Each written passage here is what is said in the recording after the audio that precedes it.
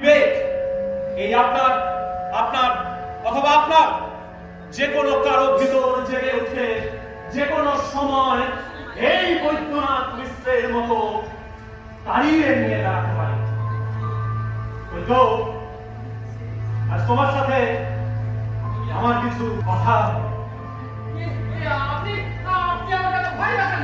প্রশ্ন, অনেকগুলো প্রশ্ন। আচ্ছা,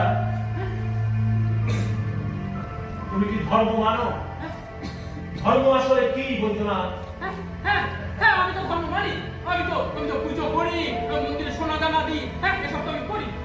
ধর্ম মানে কি শুধুই পুজো করা?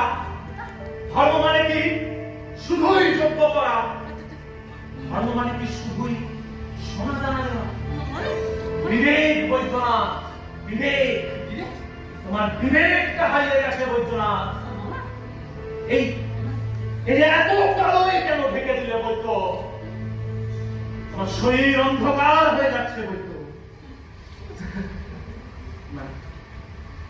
আচ্ছা, let me give you some examples. আচ্ছা, মন্দিরে সোনার হার তুমি কেন দিয়েছিলে বৈদ্য?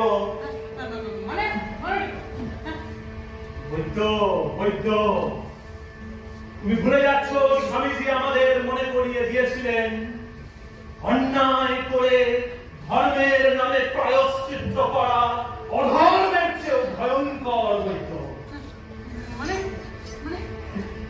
আচ্ছা আচ্ছা, তুমি ওই তোমার চাকর খুদুকে কি চোখে দেখো বৈদ্য? খুদু ম্লেচ্ছ, নিচু জাত, একটা নিচু জাত। বৈদ্য, স্বামীজি আমাদের এও মনে করিয়ে দিয়েছিলেন জাতি কর্মের দ্বারা হয়, জন্মের দ্বারা নয়। 200 বছর বৈদ্য, 200 বছর, তারপরেও তো আমরা বুঝলাম না বৈদ্য। আচ্ছা, ছোট্ট কুকুরটা কি করছিল বৈদ্য? তুমি কি জানো তোমার মারে ওই কুকুরটা দুদিনের মাথায় মারা গেল বৈদ্য। কিন্তু আমার সাধের বাগান বৈদ্য, জীবে প্রেম করে যেই জন, সেই জন সেবিছে ঈশ্বর।